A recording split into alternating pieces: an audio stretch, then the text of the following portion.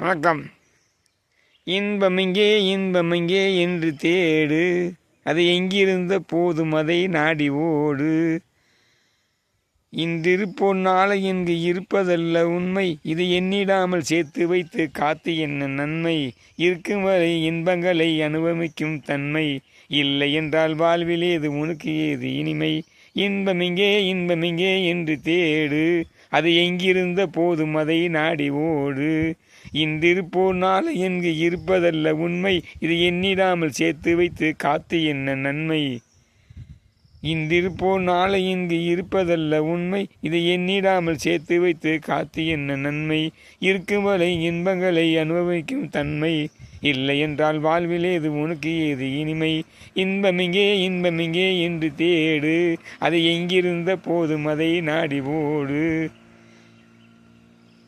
அப்போ வாழ்க்கையில் இருக்கிறதுல எல்லா வேலையும் செய்யணும். அதே மாதிரி எல்லாம் நம்ம மகிழ்ச்சியாக இருங்க, சந்தோஷமாக இருங்க.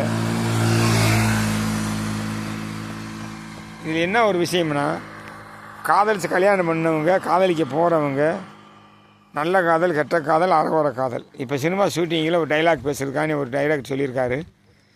அடுத்த வாரம் ஷூட்டிங் போனாலும் போக வேண்டிய வரும். அதாவது என்னென்னா, காதலிச்சு கல்யாணம் முடிச்சு எத்தனை பேர் நல்லா இருக்கீங்க, எத்தனை பேர் நல்ல முறை வாழ்கிறீங்க பிரியாமல், எத்தனை பேர் ஒற்றுமை இருக்கீங்க, இங்கிருந்து ஒரு டீட்டெயில் கதை தான். இதை காதலிச்சவங்களே கல்யாணம் முடிச்சவங்களே முன் வந்து பேசணும். அதே படத்தினுடைய டீட்டெயிலு. காதல் பண்ணி கல்யாணம் பண்ணணும், எத்தனை பேர் ஒற்றுமையாக வாழ்கிறீங்க, எத்தனை பேர் எப்படி வாழ்கிறீங்கிறத ஒரு டீட்டெயில் தான் இந்த கதையோட அமைப்பே. காதல் அதாவது பழைய படத்திலே வருது. அதாவது காதல். அப்போ அந்த காதலிங்கிறது என்ன? உடம்பு உள்ளத்தை, அதாவது மனசை காதலிக்கிறதா, இல்லை உடம்பை காதலிக்கிறதா, இல்லை காம காதலா, என்ன காதல் அப்படிங்கிற கதையாகும்.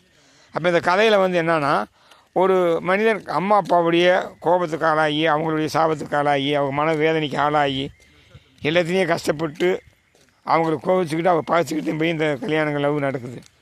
அப்போ எத்தனை பேர் நல்லா இருக்கும், எத்தனை பேர் நல்லா இல்லை, அதே டீட்டெயில் கதையோடைய அமைப்பு அதே.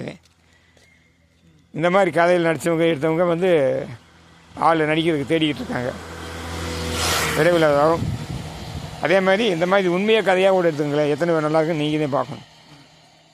அம்மா அப்பாவுடைய ஆசீர்வாதம், சொந்த பந்தங்களுடைய ஆசீர்வாதம், இதெல்லாம் இல்லாமலே போய்கிட்டு இருக்கோம்.